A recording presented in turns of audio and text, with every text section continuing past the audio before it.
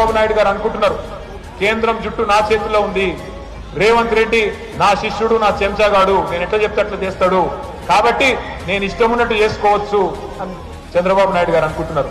కానీ ఆయన మర్చిపోతున్నాడు, తెలంగాణ ప్రయోజనాలు కాపాడడానికి కేసీఆర్ ఉన్నాడు.